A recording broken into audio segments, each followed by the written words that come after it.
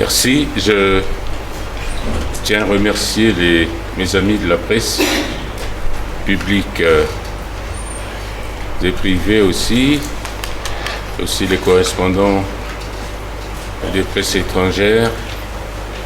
C'est pour moi un plaisir renouvelé d'échanger avec vous sur des questions d'intérêt aussi national qu'international. Aujourd'hui, nous allons travailler sur deux points clés. Je vais, au nom du gouvernement, réagir, n'est-ce pas, aux cris de détresse politique du BRDC. Je vais apporter des éclaircissements pour permettre à nos populations de mieux comprendre les enjeux politiques de l'heure, car il s'agit de la vie de la nation.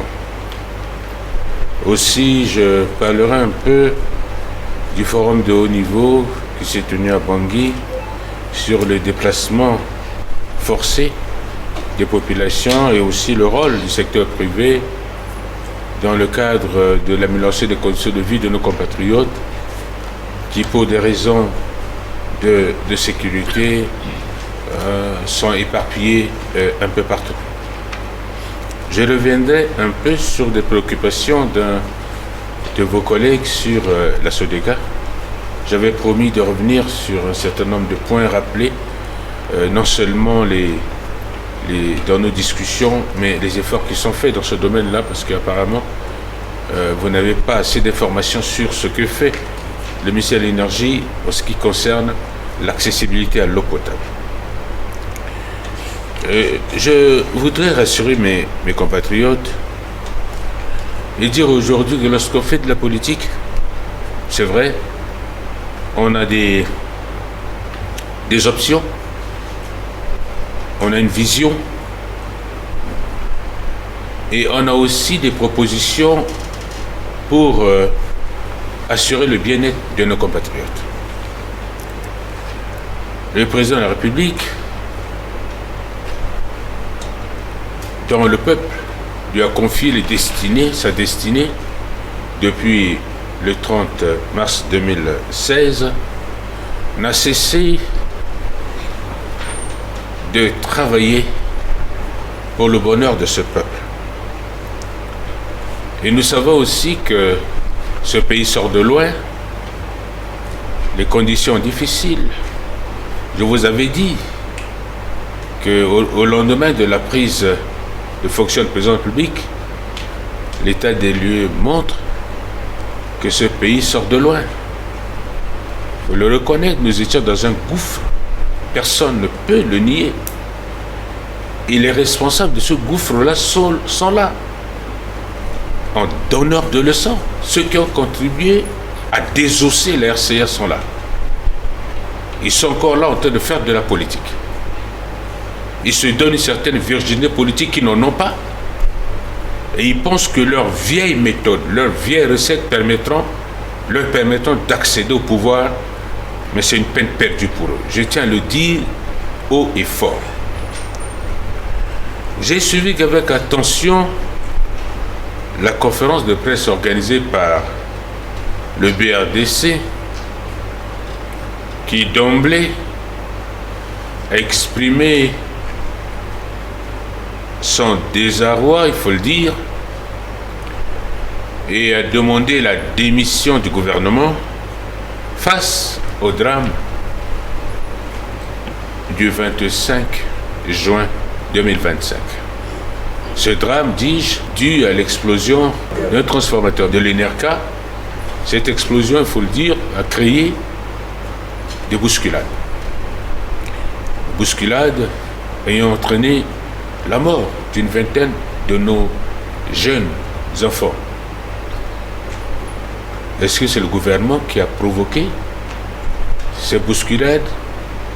Et c'est le gouvernement qui a créé les conditions pour que ce drame-là survienne dans des conditions difficiles, sachant pertinemment que dans beaucoup de pays, il y a eu ce type de drame. Difficile même. Au Texas, dernièrement, on a vu 74 morts. Et ces choses arrivent. C'est un moment où la solidarité nationale doit s'exprimer. On doit être plus fort ensemble pour trouver des solutions ensemble que d'attiser le feu. Malheureusement, nos frères d'en face, que j'appelle bien frères d'en face, attisent le feu. Eux, à la place du gouvernement, qu'est-ce qu'ils devaient faire? Et je suis stomaqué d'entendre de la bouche de certaines personnalités que je respecte sortir des inepties politiques, juste pour montrer qu'eux, ils sont la solution. Ils ne le sont pas. Ils ne sont pas la solution. Parce que on les a déjà vus. Ils ne sont pas nouveaux pour nous. Faire de la politique, c'est aussi dire la vérité. Et dire la vérité, c'est de s'engager à trouver des voies et moyens pour sortir ce pays-là de sa situation difficile. Je ne peux pas comprendre, mais cette solidarité, le gouvernement l'a exprimée. Je vous ai dit ici, dès le lendemain, les efforts que le gouvernement, les membres du gouvernement se sont multipliés auprès de nos enfants, auprès des familles. Nous étions dans les hôpitaux, nous étions dans les foyers de ces familles-là. Nous avons apporté de l'aide matérielle, financière.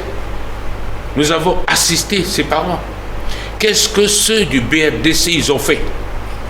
Qu'est-ce qu'ils ont fait concrètement? C'est la solidarité. Ils ont fait quoi? Rien, sinon attiser le feu. Ce n'est pas normal.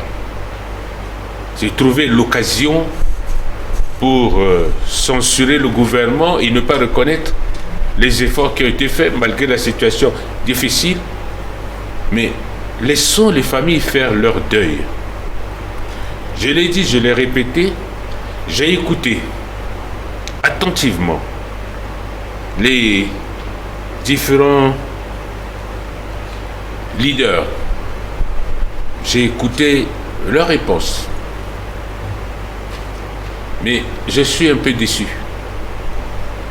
Déçu parce que ce n'est même pas le moment. En ce qui concerne l'ANE, je vous le dis tout de suite, et le rapport de Yahoo et autres, dans quelques jours, vous allez voir la réponse du gouvernement. Nous sommes en train de travailler avec nos partenaires.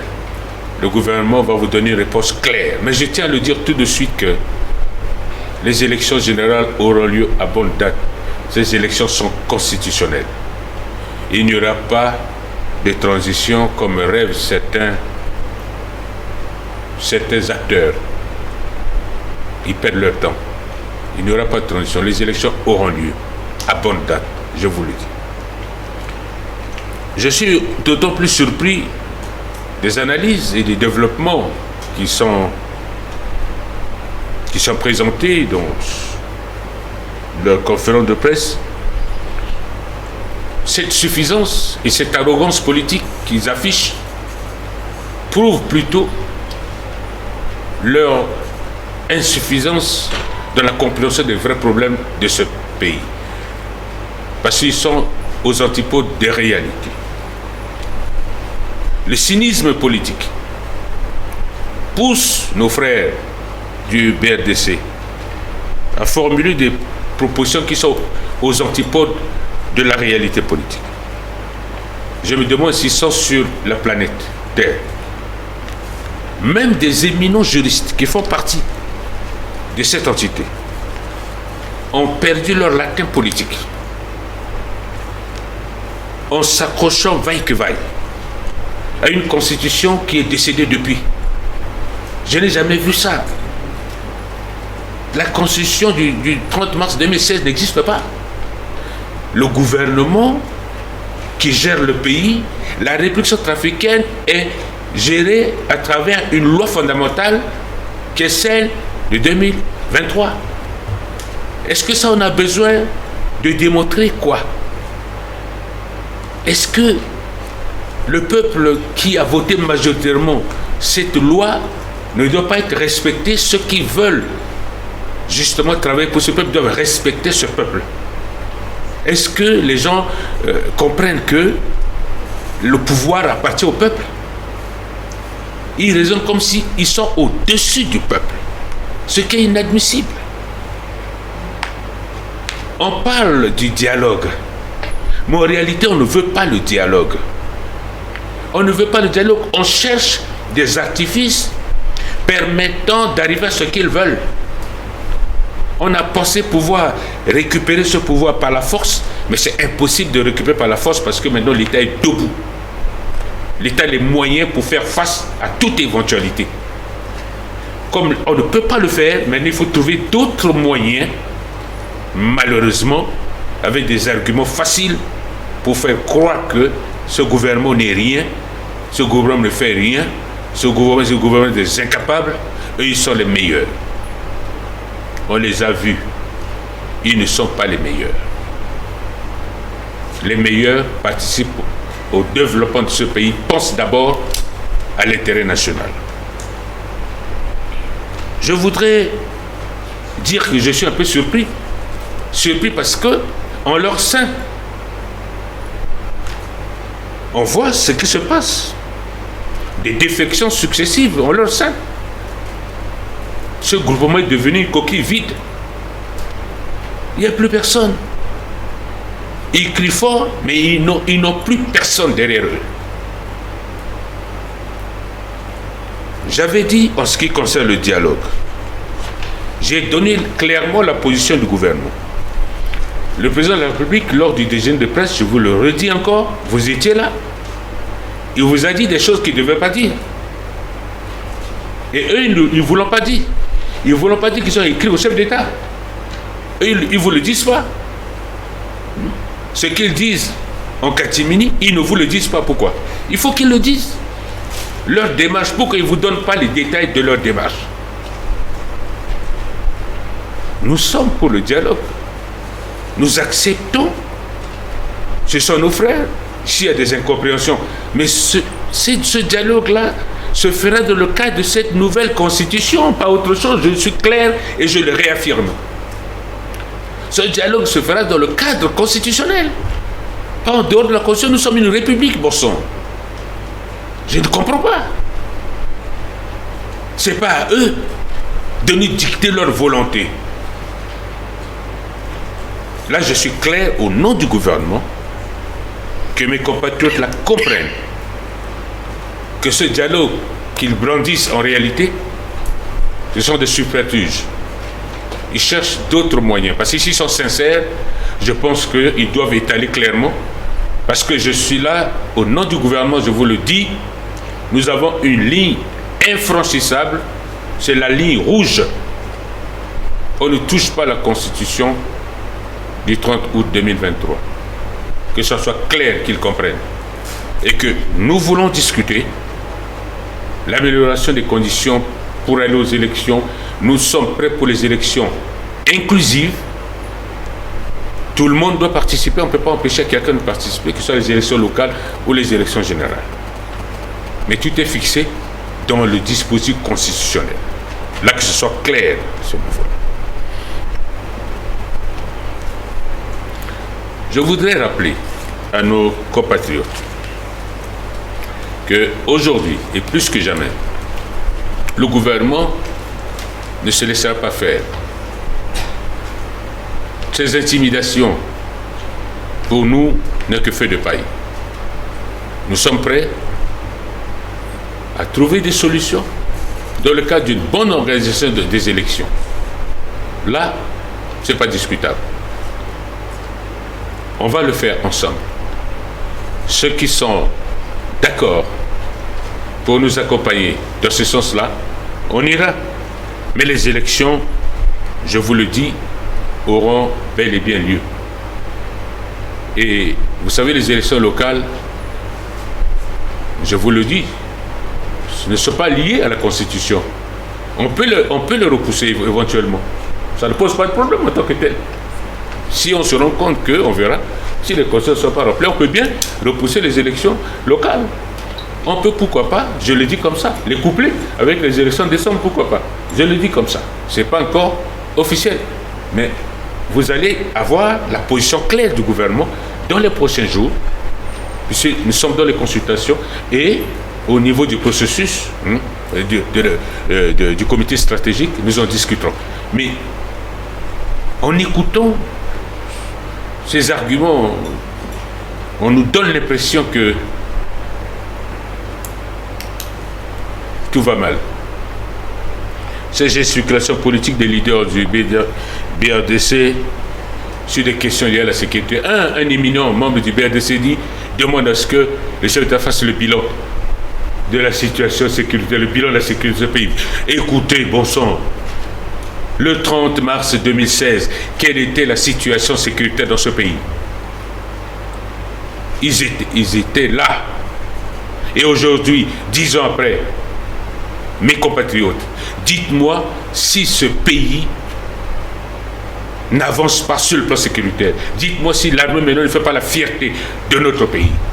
Dites-moi quelle était la situation des FACA. La FACA était pratiquement lambeau. En 2016, le président Touadéra a fait ce que personne n'a fait. Il faut le dire honnêtement. Personne ne l'a fait depuis 1960. Bokassa a créé l'armée, oui. Bokassa a développé l'armée, oui. Mais ce que le président Touadéra a fait, personne ne l'a fait. Il faut reconnaître ça.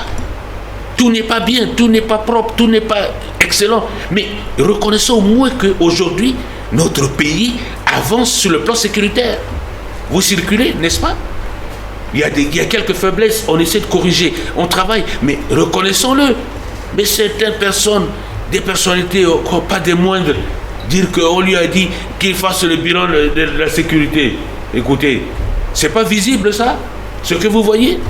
C'est pas visible. On continue à former des jeunes. On passait combien? Moins de 7000 hommes sur l'ensemble du territoire. Maintenant, on a dépassé les 25 000. Hein? On continue à renforcer nos capacités. On a compris que sans la sécurité, nous ne pouvons rien faire dans notre pays. Pour assurer le développement, il faut que ce pays soit protégé. Et nous optons pour la protection du pays, ce qui permet de créer les meilleures conditions d'un développement. Et c'est ce que nous faisons. Et là, on a besoin de le dire, vous-même, vous le savez. Je vais revenir vers vous tout à l'heure, parce que je vous avais dit de poser des questions au BRDC. Hein? Vous allez me dire, vous allez me donner les réponses à ces questions-là, parce que je vous ai pris au mot. Donc voilà ce que nous avons écouté de cette fameuse conférence de presse qui pour nous ne résout en rien le problème, mais plutôt c'est une fuite en avant. Et nous, gouvernement, nous sommes déterminés, je le dis, je le répète, nous sommes déterminés à aller jusqu'au bout. Le processus sera respecté. Constitutionnellement, les élections générales prévues à bonne date auront lieu. Je vous le dis, je le répète, le problème ne se pose pas à ce niveau.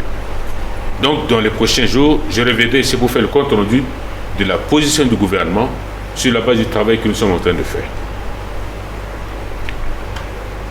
Je vous ai dit que le forum de haut niveau sur le déplacement, vous savez, les poches d'insécurité que nous constatons même chez nous, ces poches ont entraîné des déplacements de nos compatriotes un peu partout, dans quelques zones, ce qui crée des soucis. Et aussi ceux qui sont à l'extérieur, dans les pays voisins, il faut trouver vraiment des solutions pour créer les meilleures conditions afin que ces compatriotes vivent dans de bonnes conditions, réalisent des activités qui leur permettent de survivre et aussi, le cas échéant, de revenir chez eux. C'est pourquoi, les 1er au 2 juillet, sous la présidence de M. le Président de la République, et plusieurs personnalités étrangères qui sont venues, dont la Miss tchadienne de l'action humanitaire, de la solidarité, et également participer à ce forum de haut niveau, y compris les principaux acteurs du secteur privé, des délégations qui sont venues de beaucoup de pays frontaliers pour participer à ces échanges-là. Donc, les crises politico-militaires que notre pays a connues, il faut le reconnaître, ont entraîné des déplacements massifs des populations. On avait 440 000 déplacés à l'intérieur et à peu près 680 000 qui sont réfugiés dans les pays voisins. Donc ce forum a permis de mobiliser le secteur privé à promouvoir ce qu'on appelle l'inclusion économique. de ces personnes déplacées. C'est-à-dire créer les conditions pour que ceux-ci qui ne sont pas chez eux puissent développer des activités économiques qui leur permettent non seulement de survivre, mais d'avoir les possibilités de rentrer aussi chez eux. Il y en a qui peuvent s'installer durablement. C'est le cas par exemple au Cameroun où vous avez des compatriotes qui sont installés durablement au Cameroun, mais qui exercent des activités, pourquoi pas ne pas les soutenir. Et ces activités véritablement ont permis d'identifier à travers les partenaires les possibilités de soutenir ces déplacés et aussi de les aider à pouvoir faciliter, si vous voulez, les conditions d'existence de ses compatriotes. Dans les discussions que nous avons eues avec vous la semaine dernière, on est revenu sur des questions liées à l'accessibilité à l'eau potable. Et je vais vous donner quand même quelques données pour vous rafraîchir la mémoire et permettre à ce que vous compreniez qu'il y a des efforts qui sont faits. Il y avait un de vos collègues qui demandait que si on construit des forages dans la ville de Bangui, c'est-à-dire qu'on ne donnait pas la possibilité à Sodeka de se développer. C'est pas vrai. C'est pas vrai. L'eau, c'est la vie. En plus du travail que Sodeka fait pour désengorger, n'est-ce pas, la ville de Bangui et les environs aussi, il faut faciliter l'accessibilité. C'est pas tout le monde qui a accès à l'eau potable, n'est-ce pas, au niveau de son domicile. C'est pour cette raison que le chef de l'État a demandé que 100 forages soient rapidement installés, n'est-ce pas, dans la ville de Bangui et ses environs, c'est-à-dire Bimbo et Bégua. Et déjà, quand vous prenez l'axe stratégique en 2023, on avait prévu de réaliser, les études techniques ont été faites pour le développement du service d'eau à travers l'avant-projet sommaire, n'est-ce pas, et aussi on a vu dans les villes qui sont non couvertes par la Sodeka, vous allez voir, on a prévu cette réhabilitation des centres de distribution de Socoda dans nos villes.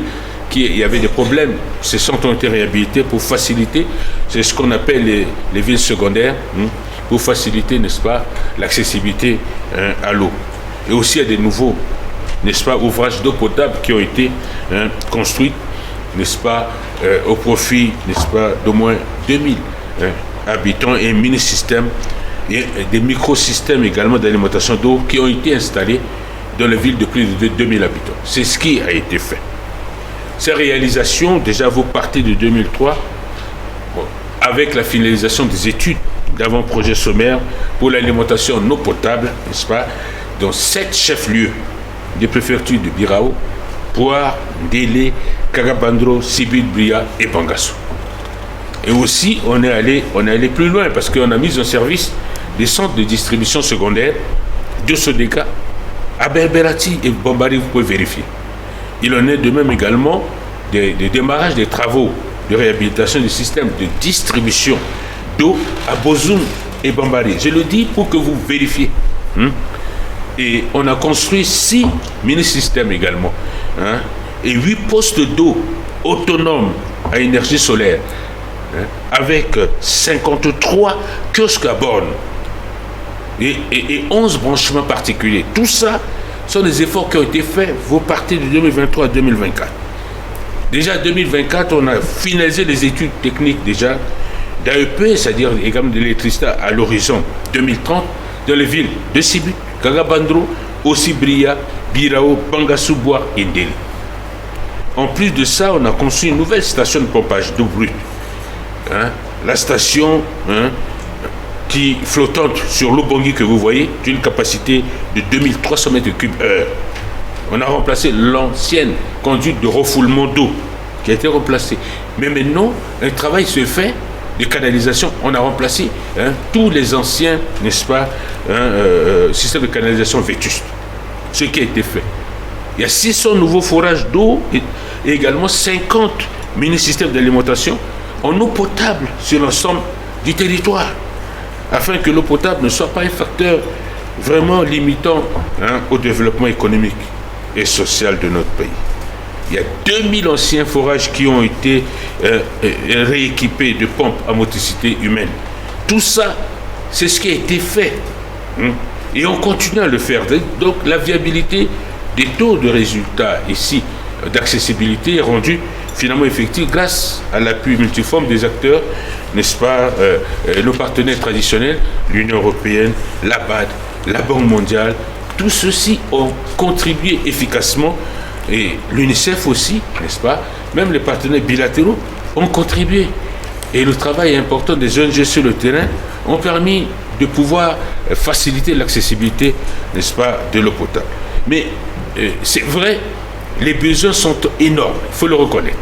Les besoins sont énormes, il nous faut encore beaucoup d'efforts. Je ne vais pas dire de ce que j'ai rappelé ici pour dire que ça suffit, non. Il y a un travail hardi qu'il faut continuer pour pouvoir faciliter en saison sèche, qu'on n'ait pas ce phénomène que vous appelez de bidon jaune, pour que les gens souffrent, sortent à 3h du matin, 4h du matin pour chercher l'eau. C'est tout ce travail que le gouvernement fait pour donner de l'eau à nos populations. Ces efforts se poursuivent. Nous avons, au niveau national, on a une cartographie d'études qui a été faite également en ce qui concerne les besoins. On a une capacité d'irrigation importante et l'eau, on en a dans notre pays. Et c'est ces efforts-là que le gouvernement continue de mettre en œuvre pour que nos populations ne souffrent pas des problèmes, n'est-ce pas, d'accès à l'eau et surtout à l'eau potable. Voilà les quelques éléments d'information que j'ai souhaité. Je vous avais promis, il fallait revenir là-dessus pour que vous compreniez que le gouvernement avance, le gouvernement travaille. Voilà les quelques éléments que j'avais souhaité partager avec vous. Je vais très rapidement.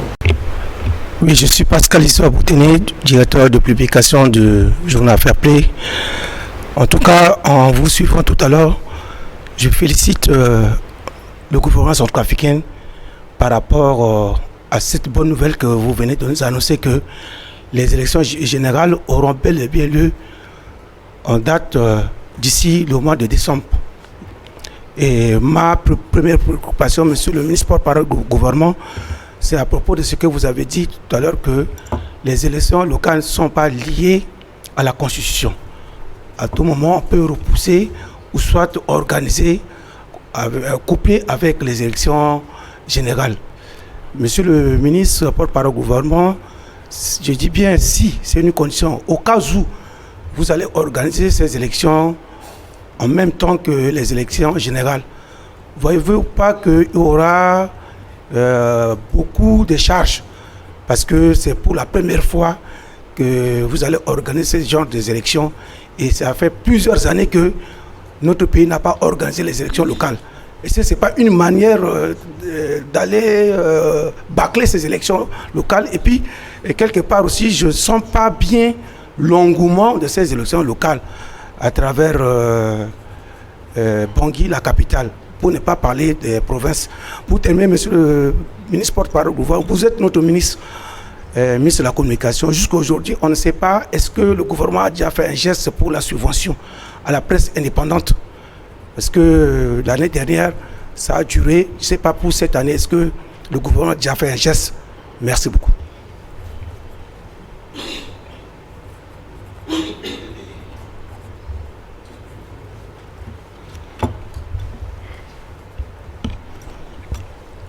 Bonjour monsieur le ministre, je suis Ami Tidjani de Radio de Keluka.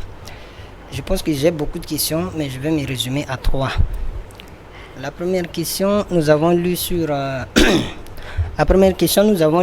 page de la présidence tchadienne que d'ici 2 jours, le président de la République s'organise à recevoir les 2 chefs rebelles, à savoir Ali Darassa et Boubou. Alors, si cette information est avérée, qu'est-ce qu'on peut savoir encore davantage sur cela?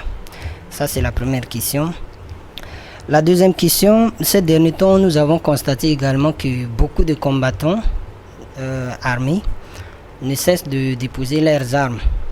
Est-ce que le gouvernement a pris des dispositions qu'il faut pour accompagner quand même ces éléments? C'est-à-dire en matière de suivi psychologique, quoi, pour ne pas qu'il y ait encore des retombées dans la société. Et la dernière question, le gouvernement américain entend suspendre son aide budgétaire aux pays africains dont la RCA fait partie. Quelles sont les dispositions ou bien quelles sont les mesures, des contingences que le gouvernement va prendre pour pallier ce problème? Je vous remercie. Merci. On s'en s'il vous plaît, parce que c'est une obligation, pardon. Ibagala. A undani a ekibani me ekikire na ndobeni ota. Ko joni a ekitiso ibana ndoti page ti présidence tadienne. A fasu biani na ti lango so biati kodro lo ki tinga de terrain na a chef ti rebelle so a eki alidara sanga na bobo. Et tinga, est-ce que tene so a eki tatene si tonga na eki tatene nyele limbi tinga encore davantage na ndoti tingingo terrain ti biati kodro so. Useni ibanata langoso bati aturugu tumba ekizangu mbena sisi. Est-ce que le gouvernement zambi na disposition na place tite quand même accompagner à éléments à groupe armé surtout na matière de suivi psychologique tite encore à ganameni bali na yati kodrape et tangati undani ibanguru biati America lo faso ni ki mo ko mamboko na ko doti Africa pe so ko doti be Africa ko ya fait partie ni. Et na niveau du gouvernement à mesure voilà la moins de titene à la faire face na problème sa gazo singira mingi.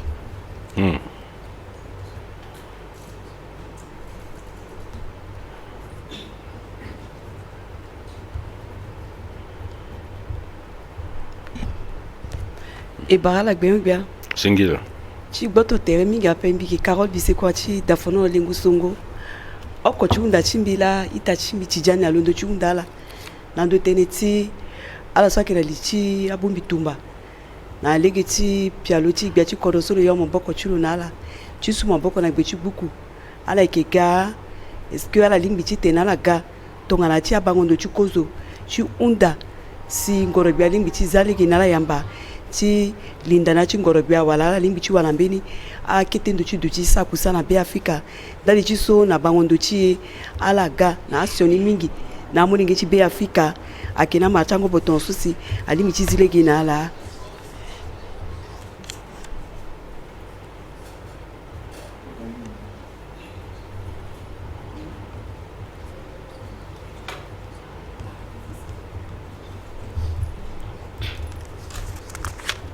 Monsieur le ministre, bonjour. Bonjour. Je suis Dorcas Bongui du journal Ubongi Média. Oui. Oui, en fait, j'ai 3 petites préoccupations.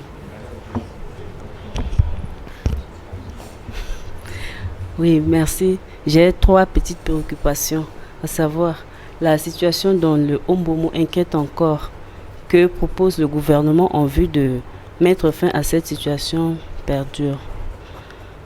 Encore la deuxième, nous sommes en période en saison pluvieuse et la population riveraine des quartiers logeants Lubongi n'ont pas encore gagné les sites prévus pour leur relocalisation. Jusqu'ici, les risques sont là. Que ferait le gouvernement si les eaux vont monter? Et la dernière question, le président de la République a reçu les parents des victimes la semaine dernière. Les voix se soulèvent pour dire que l'enveloppe qui a été donnée aux parents n'est qu'une poudre aux yeux. Alors que dire pour atténuer le cri de détresse de ses parents? Vous connaissez le montant de l'enveloppe? Oui, 500 000. Par famille. Moi, je ne connais pas. C'est ce que... C'est 500 000, j'espère. En sango. Ce sont les parents qui sont prêts ou bien c'est les gens qui disent? Ce sont les parents. Ah bon? Je vais vous répondre. Si Merci. Vous pouvez répondre en sango. Oui, d'accord. Bonjour Monsieur le ministre. Bonjour. Je suis Jonathan de Bonheur Gonisire de Radio Sewa. J'ai 2 questions. La première c'est une question politique et l'autre c'est sociale. Monsieur le ministre, le BRDC, le Bloc républicain pour la défense de la Constitution, lors de la conférence de presse, il a également exprimé son désarroi, comme vous l'avez dit. La question du dialogue était également, le pourparler était également au socle des échanges, mais également une préoccupation pour le BRDC. Le bloc souhaitait la refonte de l'autorité nationale des élections et du Conseil constitutionnel. Est-ce que cette préoccupation serait prise en compte par le gouvernement? Et la deuxième, monsieur le ministre, comme Tidiane l'avait évoqué tout à l'heure, il y a certains éléments des hommes armés qui aujourd'hui commencent déjà à regagner la République. Hier, au village à quelques kilomètres de Alindao, il y a au total 39 éléments de UPCDR et d'Aras qui ont accepté volontairement de déposer les armes. Mais aujourd'hui, ils sont laissés là-bas, ils sont laissés à leur triste sort sans la présence des autorités du pays et également de la MINUSCA. Si aujourd'hui le gouvernement ne prend pas de dispositions pour, n'est-ce pas, essayer de chercher à ramener, à régulariser la situation de ces derniers, ne penseriez-vous pas que un jour ces ministres pourraient encore regagner le maquis? Je vous remercie. Merci.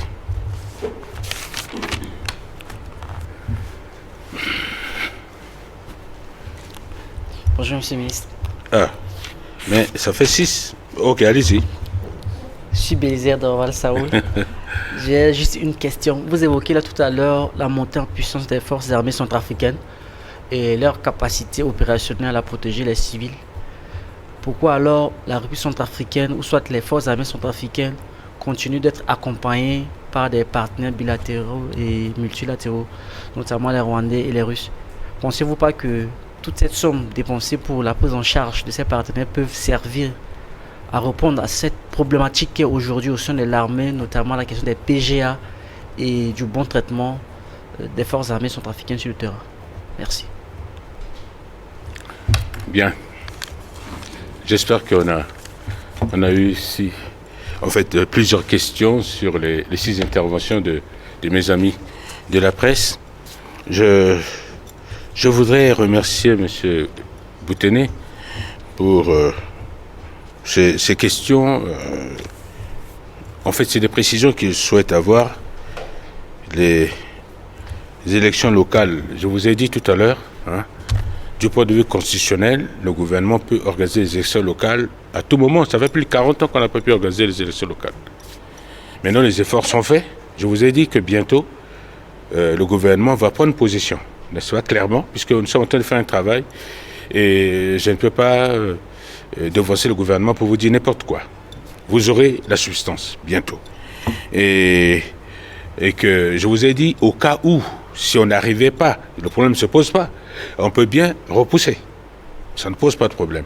Mais les élections générales, on ne peut pas repousser. C'est constitutionnel. C'est la précision que je voulais apporter. Et ces élections auront lieu à bonne date. Que ce soit clair. Maintenant, vous me parlez, je reviens encore sur la question de la subvention. J'ai été clair, j'écoute par-ci par-là, il semblerait que la subvention a été versée par le Trésor. Mais c'est faux. On ne verse pas la subvention comme ça. La subvention peut être versée lorsque je préside la commission de répartition. Cette commission de répartition est composée à la fois de ceux de la presse écrite et les OPM. J'ai demandé à ce que les OPM, la plupart des OPM, leurs bureaux depuis très longtemps n'ont pas été renouvelés. Ils sont en fait illégaux. J'ai demandé que rapidement, ça fait depuis plus d'1 mois, vous vous souvenez, qu'ils mettent en place leur nouveau bureau. Ils délèguent les personnes qui font partie de la commission pour que je préside la commission. C'est lorsque je préside la commission que nous déterminons les répartitions. C'est sur cette base que j'envoie le rapport aux finances et la répartition pour l'engagement. Mais vous ne le faites pas. J'ai reçu tout à l'heure vos collègues de la presse écrite. Je leur ai réitéré, je ne comprends pas. Vous-même, vous ne voulez pas. On vous demande de le faire pour que moi, je vous facilite les choses. Vous ne le faites pas. C'est à vos collègues. Il faut le faire. C'est une question de responsabilité. Vous-même, il faut que vous soyez rigoureux vis-à-vis de vous-même. Donc, il y a une structure. Les gens qui font partie de la structure, on m'a laissé entendre. Vous-même, vous le savez, la plupart, leur mandat expiré depuis quelques années. Mais il faut renouveler. Ça ne coûte rien que les gens organisent en une semaine Ils organisent, ils mettent en place un nouveau bureau, ils désignent les représentants pour nous permettre très rapidement de convoquer cette commission-là que je préside, hein, pour que nous fassions, afin de demander aux finances maintenant la prise en charge. Ce n'est pas fait jusque-là. Je vous prie, entre vous, de vous réunir, hein, afin de demander à vos collègues. Hein, vous le faites. Je dois recevoir, je crois, le mercredi prochain, et demander à recevoir le mercredi prochain sur la presse écrite et les OPM, pour que nous clarifions définitivement cette situation-là. Moi, je ne veux pas qu'il y ait des mauvaises interprétations. Hein. Les gens vont dire que non, on a déjà remis de l'argent, hein, au ministre. Non, depuis quand? Les finances ne peuvent payer que lorsqu'ils ont le PV et l'État de répartition.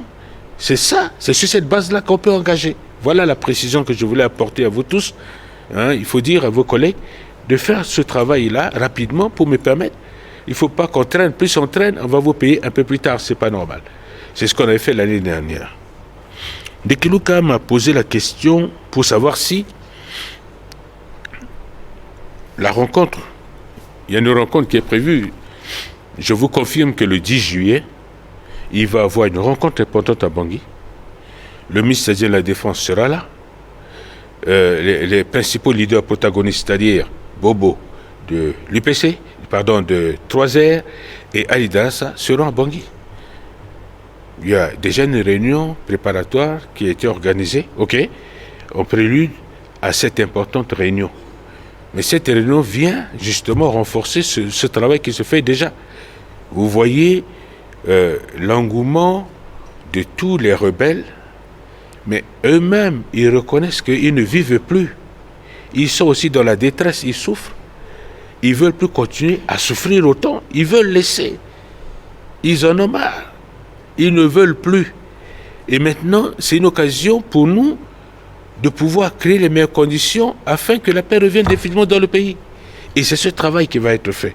C'est-à-dire que cette réunion va permettre, sera déterminante, va permettre à la fois de créer les meilleures conditions, pour que, déjà par centaines, il faut le reconnaître, les gens sortent par centaines un peu partout, à Bozoum, un peu partout, hein, même aussi les anti-Balaka aussi, hein, aussi certains réfractaires sont en train de déposer les armes. Je vous avais dit que tout ça aussi c'est le fruit de la montée en puissance des FACA. Je réponds indirectement à Afrique en plus. Peut-être vous ne percevez pas ça. Hein? Et aujourd'hui, le chef de l'État, lui, veut la paix. Hein? Qui veut la paix prépare la guerre. Mais nous voulons la paix pour notre pays. La paix n'a pas de prix.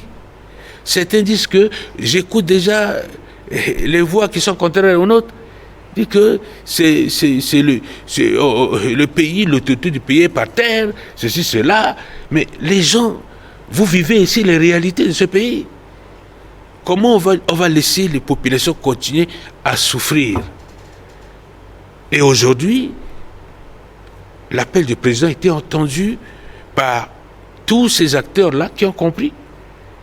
Le président vous avait dit que les chefs, principaux chefs, par exemple, des Peuls, ont apporté leur contribution. Ils ont travaillé. Et les gens ont compris maintenant que non. Mais on fait tout ça pourquoi? On va continuer à tuer pourquoi? C'est l'occasion que vous, de la presse, il faut aider le gouvernement. Il faut travailler pour que on puisse apaiser les uns et les autres afin que ces armes-là soient déposées. Et il y a le processus DDR qui va suivre. Et vous savez bien, dans ce processus-là, une évaluation est faite pour que il y en a qui vont rentrer dans les programmes de formation, de réinsertion. Il y en a sur des critères bien définis qui pourront, pourquoi pas, réintégrer les forces armées. Il y a des critères qui sont prévus pour ça. Ainsi de suite. Ça, c'est tout un processus qui existe, qui fonctionne. Donc, c'est ce travail-là que nous allons faire. Et je vous rassure qu'en ce moment, l'engouement se justifie parce que, je vous ai dit, la guerre n'a jamais été une solution. Jamais. Vous démarrez la guerre, mais vous ne savez pas quand est-ce que vous allez finir. Mais l'aboutissement, c'est le dialogue. C'est la recherche de la paix. Et maintenant, ce qui se passe dans le pays prouve à suffisance. la bonne politique que mène le président de la République. Parce que si on était encore plus faible, je pense qu'on n'arrivera pas là. C'est parce que maintenant, nous avons aussi les capacités de résistance que aussi ça a permis de comprendre que ça ne vaut pas la peine de faire la guerre. Il faudrait qu'ensemble, et nous acceptons, tendons toujours la main. Cette main-là, tendue, n'est pas de la faiblesse. Mais c'est l'intérêt supérieur de la nation qui commande le président de la République à pouvoir dire que la solution, c'est la paix. Mes compatriotes ont trop souffert. Nous devrions arrêter cette bêtise humaine-là. Permettre aux Centrafricains, au moins, de chercher à apporter leur contribution au développement de leur pays. Ce que j'ai dit, je réponds un peu à la deuxième question sur les armes, c'est vrai. Il y a tout un processus d'accompagnement. Il faut que je vous rassure, il y a un processus d'accompagnement qui va conditionner. Vous avez raison, parce que plus les gens entendent longtemps, ils auront tendance à repartir. Ça, le ministre chargé DDR travaille là-dessus très rapidement pour que son équipe soit au plus vite auprès, et je remercie, je félicite même déjà au niveau des concentrés le rôle des préfets qui sont en train de faire un travail formidable aussi, et les gouverneurs. Donc à ce niveau-là, je vous rassure qu'il y a toute une mobilisation autour de cette question-là pour contribuer à faciliter, n'est-ce pas, le dépôt volontaire des armes par les rebelles. Et également, bon, vous savez que les États-Unis, ça dépend de la politique de chaque pays. Donald Trump, le président américain, met en place sa politique pour défendre les intérêts de son pays. Mais il a réduit la plupart de ses contributions dans les instances internationales. Même la MINUSCA, on fait les frais aussi. Je vous informe déjà que nous sommes en discussion en ce qui concerne la maison de la presse. Vous voyez, les financements qui étaient prévus, là, on va décaler encore un peu, parce que la MINUSCA est impactée. Vous voyez, donc il y a des choses même qui sont révisées par rapport aux moyens dont ils disposaient avant, pour pouvoir intervenir un peu partout, mais ils seront obligés de se concentrer sur les tâches prioritaires. Oui. Et beaucoup d'organismes au niveau international sont impactés par la baisse de la contribution des États-Unis. Donc pour nous, mais nous on travaille bien au contraire. C'est-à-dire que ces réductions nous permettent aussi de chercher d'autres voies, de nous battre autrement. C'est-à-dire mobiliser nos ressources intérieures, travailler dur pour pouvoir faire face à cette situation-là. C'est ce que le gouvernement entend faire et le gouvernement continue de le faire parce que nous ne pouvons pas, en ce moment-là, faire le travail comme nous pouvons le faire. C'est important de comprendre que nous, gouvernement, on ne laisse pas on laisse pas les bras croisés, on continue à travailler en tenant compte des impacts, ok? Mais nous on travaille pour continuer à faire des efforts internes afin de répondre à nos préoccupations.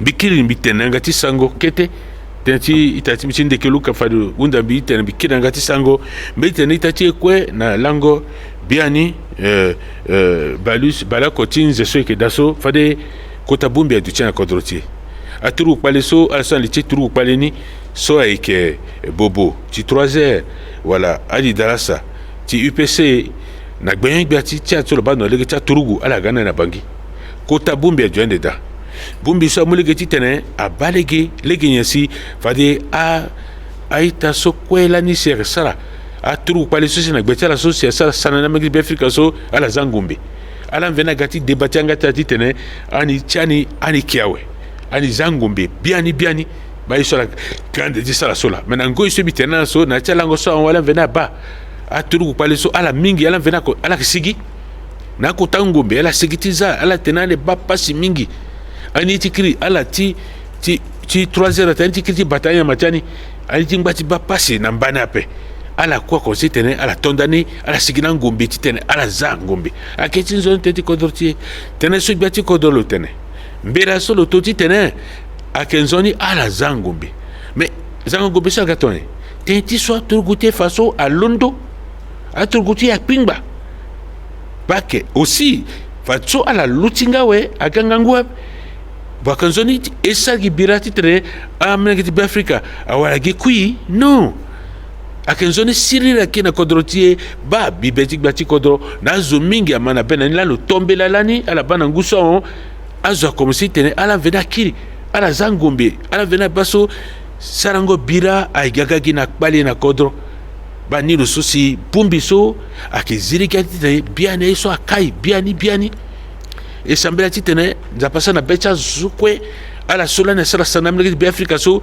ala zaligeni titene a rokoto ngombe so kwe awe fatso ke bande nati kusasa tene DDSO ala sosi akena ndara petit fanali kiti batango nyama ala ko sa kwati batango nyama ala so ke de yaka sa kwati yaka wala so sala meni ko ndia so bangangu sela kana ndata sa kwati ngombe asra kwati ngombe fadi ake bande ke sa ko sa ke lekeni abayani ake soroyani titene aba yen salimita asara ba ke tenso bi tena sura useni ala unda titene bango minisoto zona gazani pepe si agarte ta yo pepe fala kira koti lig bakuta ga sasana na itape bitena yango iso ndo kwa so banda lekiti rokotongo meni lo lekete tiro ti ganduru atercha ita sosi pale asi tite ala sosi ala sigina gigi ala ita zango mbesu tene ake lekete na rokotango meni kwe siaka mulege na ti tene faso azana ti gete kusaso mi fanala kfage aina tene DDR so fada ke lekeyani na te bibetala so te so ke nzoni tenti te ngo melang ba mingi si abal lege ndo tra yo pepe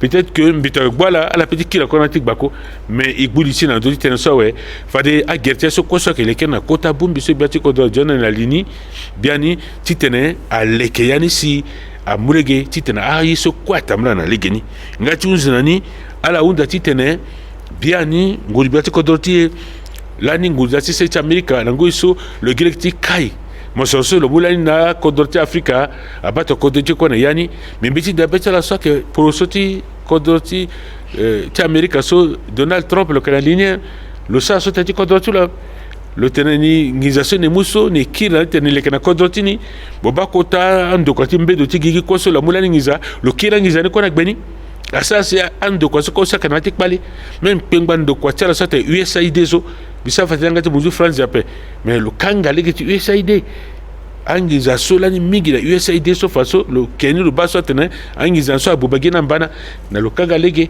so ake poroso tulo la bon inga ki sa to to ya ga to so inga ko pika li tete tene iginga yin yelimbi sa tene kanga duso ba ke so saka mulege tene inga ko waranga gutene itiriji tene irokoto pata ko panchi seso sigiza saka wona pozisa mena zo yenso irokoto so ngang biti tene amune legi tene ibandu na kodorti tele kenga na kodorti itati ti lengo songo le bese mi kina tene wa tension ndoti ai taso si bombi so du chana ndono so ningala mitene kwa so betela de bese mi sa mitene de pe donc mais je reviens sur la question de Ubangui Média. Vous savez, la situation de l'Ombomu est suivie de manière attentive. Rassurez-vous qu'on y travaille. On ne fait pas de bruit. Il y a un travail qui se fait et je pense que la normalisation est en cours. Tout sera derrière nous. On est en train de mener une passion politique pour désenclaver le Ombomu. Avec ce projet important qui va permettre, n'est-ce pas, de relier notre pays en passant par le Congo démocratique et l'Ouganda. C'est-à-dire que c'est un nouveau corridor que nous ouvrons pour développer notre pays. On a des options importantes que le gouvernement s'est saisi pour pouvoir créer les meilleures conditions pour faire justement du Ombomu un véritable Eldorado. Donc nous y travaillons. Nous savons que derrière on avait compris que certaines personnes veulent vraiment faire de cette situation-là un fonds de commerce politique. Mais ça ne marche pas. C'est pourquoi nous continuons à travailler, permettre d'apporter une solution importante dans le Ombomu et faciliter le travail, n'est-ce pas, de ceux qui sont sur le terrain, qui accompagnent le processus. Mais vous avez posé un problème important qui touche à la relocalisation de ceux qui sont, en fait, les riverains. Nous sommes dans une période où chaque année, dans les périodes de fortes pluies, ceux qui sont les riverains de l'Ubangui, ils ont des problèmes. Les inondations et des maisons qui s'écroulent parce que la zone ici, c'est une zone vraiment marécageuse. Et le gouvernement a trouvé une solution, c'est de permettre à ce que ces gens puissent se déplacer.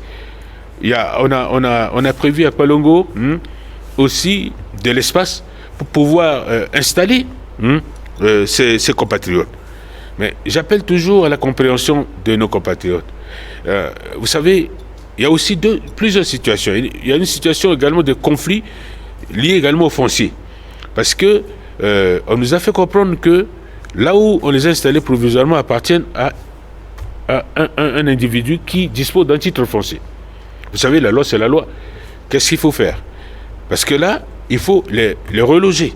C'est pour cette raison que le ministère de l'Urbanisme a trouvé une solution qui consiste à pouvoir trouver une solution provisoire, pas provisoire, mais définitive, pour que chacun ait une parcelle. C'est cette proposition qui a été faite, qui n'arrange pas certains. Mais on demande toujours à ces compatriotes, plus vous restez là, le problème ne va pas changer. Ils seront toujours inondés. Autant sortir de cette situation. Et nous les exhortons à comprendre la démarche du gouvernement, parce que ça va nous créer un autre problème. Et que chaque année, on sera obligé de pouvoir nous mobiliser pour venir nous sauver de ces personnes-là qui persistent, qui s'installent toujours, sachant pertinemment que cette zone-là est une zone à problème. Et aussi, la question liée à la rencontre. Vous savez, j'ai écouté, je vous ai parlé tout à l'heure du BRDC, de ce qu'ils sont dit.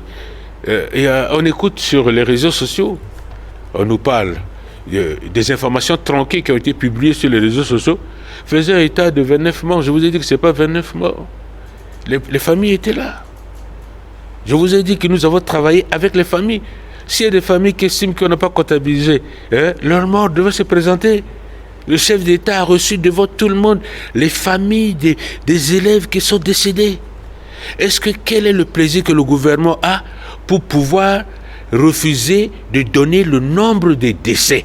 Le gouvernement gagne quoi? Est-ce qu'on a besoin de cacher pour que les gens font des spéculations sur les réseaux sociaux, pour nous insulter, pour dire que nous cachons les morts? Mais pour quel intérêt on va cacher les morts? C'est des informations tronquées que les gens utilisent à des fins politiques pour chercher à discréditer le gouvernement. Et bel et bien 20 morts, plus une autre personne qui est le président du jury, qui est décédé. Tout le monde le sait. Le président a reçu les familles. Je dis encore ce que vous avez dit ici. Écoutez, le gouvernement a assisté, dans un premier temps, financièrement, les familles. On leur a donné des kits où vous avez tout. Si vous voulez que je vous cite, je vais vous citer par famille ce qu'on a donné. Ça, c'est des premiers secours qu'on a apportés, ce qui leur permet de faire leur deuil. On l'a fait. En dehors, on fait ça. Mais il y a aussi des contributions personnelles des ministres qu'on a accompagnées en plus de la contribution du gouvernement. On l'a fait, on n'a pas besoin de déclarer pour accompagner les familles. Et maintenant, le chef de l'État est venu, c'est le père de la nation. Il a reçu ses enfants, il a compati avec eux. Et il a encore donné une enveloppe dont je ne connais pas le montant, qu'il a donné pour aider les familles. Et là encore, vous me dites que les gens disent une goutte d'eau dans la mer, ça veut dire quoi? Est-ce qu'on achète quoi? Non, c'est une compassion du père de la nation. Bien au contraire, vous avez écouté les témoignages des familles. Moi, j'étais très ému, mes larmes ont coulé. Les témoignages des familles, comme ils ont exprimé leur reconnaissance vis-à-vis de l'État, vis-à-vis du président de la République, vis-à-vis du gouvernement. Ils ont été apaisés par la présence des membres du gouvernement auprès d'eux sur les questions du président de la République. Le travail qu'on a fait, ce travail a été apprécié par les familles endeuillées. Alors aujourd'hui, vous allez encore chercher à connaître une réparation pour dire que le montant là, et c'est une question de montant, mais c'est le geste qui vient droit du cœur. C'est-à-dire que nous sommes conscients, nous sommes conscients de la situation qui est arrivée, qui n'était pas prévisible. Mais c'est arrivé et le gouvernement a joué sa partition. Donc à ce niveau-là, je vous rassure que ne vous inquiétez pas. Nous, on est satisfaits, on a été responsables, on a accompli notre devoir de républicains. Vous avez... votre collègue nous parle de le BRDC, 2 mois de la refonte de l'ANE, du Conseil constitutionnel.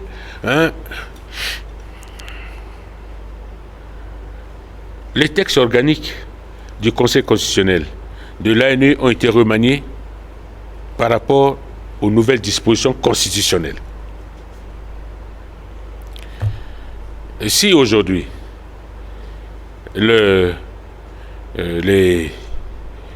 nos frères d'en face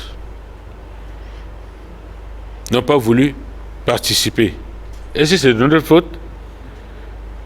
Ils se sont mis en dehors de la République. Est-ce que la République manque de cadres?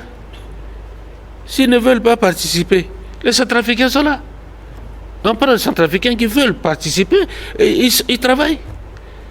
Bon, ils demandent la refonte là. Par rapport à quelle disposition constitutionnelle? La disposition de 2016 là, ils demandent le Conseil constitutionnel. Avant c'était la Cour constitutionnelle. Ils demandent de refondre le Conseil constitutionnel. Par rapport à quelle disposition? La disposition du 30 mars 2016. Posez-leur la question. Vous voyez leur contradiction. Vous voyez leur contradiction. À la fois, ils disent qu'ils ne reconnaissent pas la Constitution, à la fois, ces dispositions-là, c'est-à-dire ces institutions, ont été réformées conformément à la nouvelle Constitution. Bon, on réforme. Mais eux, puisque ce n'est pas leur Constitution, ça va être comment? Vous voyez déjà, il faut que je vous le dise. Je pense que le vrai problème, il faut qu'on soit sérieux. On a des hommes et des femmes. Ceux qui ne font pas le travail correctement, on doit tirer les leçons. S'il faut changer, on change. S'il y a des problèmes de compétences, on peut tirer les leçons. Ça, c'est pas un problème. Mais nous avons des hommes et des femmes qui sont là, qui font leur travail au service de la nation.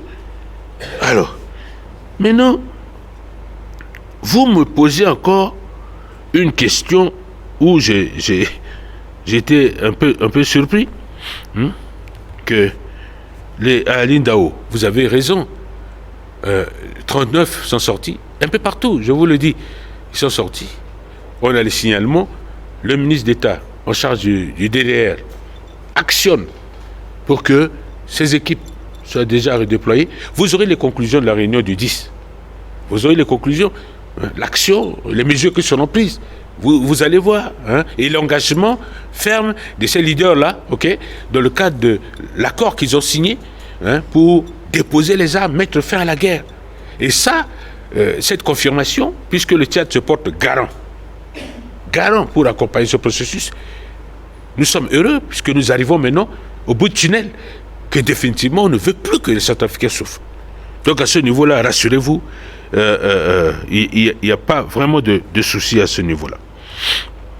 Bon, Afrique en plus me dit, bon, la montée en puissance des FACA, pourquoi on est encore en train de nous faire accompagner par... Mais je suis surpris encore de cette question, c'est une question de provocation ça. Mais je ne comprends pas. Même les pays développés, vous avez l'OTAN, non? L'OTAN, les États-Unis qui soutiennent majoritairement l'OTAN pour protéger quoi? Protéger l'Europe, non? Vous avez un peu partout des conventions, des bases militaires, des puissances qui soutiennent certains régimes. Nous avons nos alliés qui nous soutiennent. On monte en puissance, on n'est pas encore trop fort. On deviendra trop fort. Mais comment voulez-vous? Vous êtes pressé que nos alliés partent parce que vous avez votre plan B? Mais ils seront là encore. Ils vont nous appuyer. On va être plus fort pour répondre à n'importe quelle provocation. Parce que ce n'est que comme ça que nous allons assurer véritablement la sécurité du pays et permettre le développement économique. On a compris. Avant, on était le ventre mou parce qu'on n'avait pas les capacités. Mais maintenant, on a compris, on doit former, on doit avoir une armée dynamique pour défendre la nation. Et c'est ça là qui va permettre véritablement de répondre aux préoccupations, aux défis de l'heure, qui est le développement économique. Donc, rassurez-vous, on continue avec nos alliés. Et d'autres encore, il n'y a pas que, il y a d'autres. L'UAM et autres, même la France, même les autres, l'Ouganda, le Congo démocratique, on forme des gens. On forme un peu partout. Au Cameroun, on forme. Même au Gabon, on a envoyé des gens au Gabon. On continue à le faire jusqu'à ce que, lorsque on aura vraiment les muscles qu'il faut, bon, on verra. Voilà la réponse que je peux vous donner.